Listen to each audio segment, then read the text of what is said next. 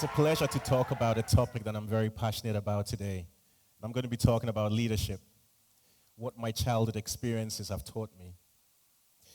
So I was born many, many years ago with partial sight. And as a kid, I was quickly introduced to the struggles of finding my way.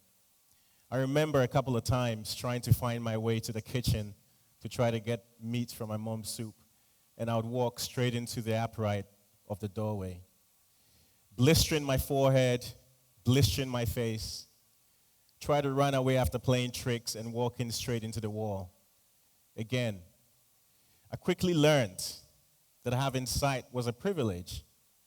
In school, the same thing continued, where friends of mine would look at me and call me names. Several things will come up. They would use phrases like inichio, which means cross-eyed, or they would use winiapro, which means rotten eyes. But I was quickly isolated, and I struggled to find a place within what they call the cool guys. I thought about this for a while and decided that I was going to continue to try to bridge the gap between the non-cool and the cool by finding my own way. It's actually very interesting, the superficiality that we base a lot of our decisions on. It's very easy to see people and look at them, and because of handicaps or deficiencies that they have, we quickly relegate them to something that's not, or that we cannot associate with. So I struggle with superficialities. And today, I walk into offices, and the security officer has a name, but nobody calls him by the name because we've quickly relegated him to that group. Or the electrician who comes to fix something in the house. So I quickly learned one thing as a child. Having been isolated as a kid, having struggled to fit in, I quickly realized that as a leader, I needed to make sure that I stretched my hand out to people who are otherwise in that same situation. So I became empathetic to the superficialities of life. I learned to look beyond the superficialities. As I continued to grow as a kid, I was motivated by my brother.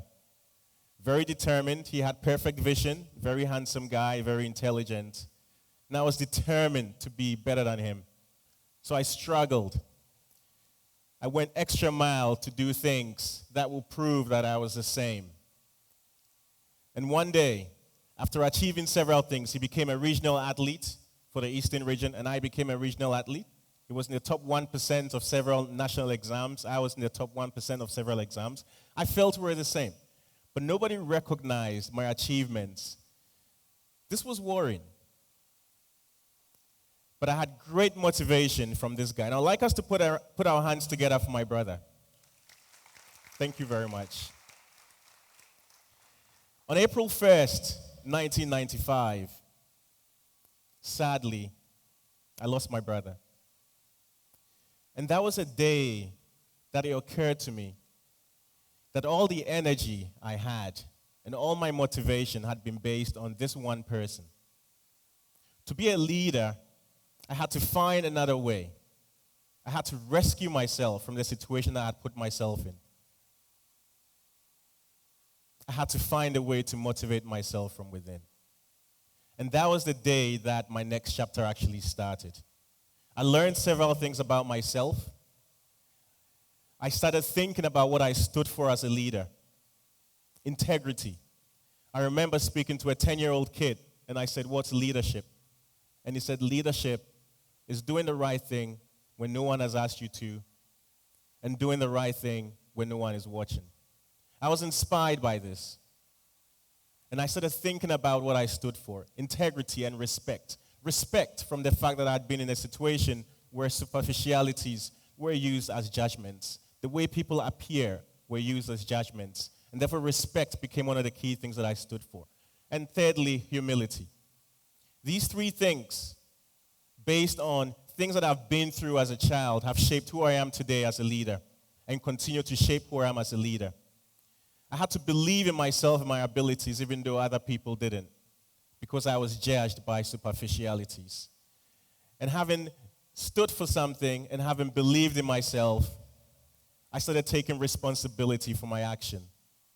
If I fail, I learn from it. Every single failure was a learning opportunity, and I would give no excuses. Finally, I remember sitting in class, struggling to see the blackboard. When my teacher moves from the left to the middle, nothing will show. I was blind to what was happening in class, and I had to develop another skill. I remember shutting my eyes and staring at the ceiling and imagining what was going on the blackboard. And I was building my listening abilities. I could close my eyes, raise my hands, and answer questions in class. And I had nicknames like the sleeping guy and things like that. But I was developing a skill that has allowed me today as a leader to be able to listen to people, observe things. I had really bad eyesight. I would have to look at things a few times before it clicked. So I started using a technique to allow myself to remember things. So I would observe things that were special, things that were odd. And the next time I saw that person, I would compare what happened today with those little things that I observed before. And this built a skill of listening and observation that today have helped me identify talents within my team that are otherwise missed. There are a lot of people who will be judged by superficialities, who can contribute to the teams that we work on. And today, that's something that has helped me through my leadership exploits. Ladies and gentlemen, nothing in life happens by chance. Nothing in life happens by chance. It is my hope that each of us, as we write the story of our lives, assuming the story of our lives was a book, then I would ask, what will your next chapter be? Thank you very much.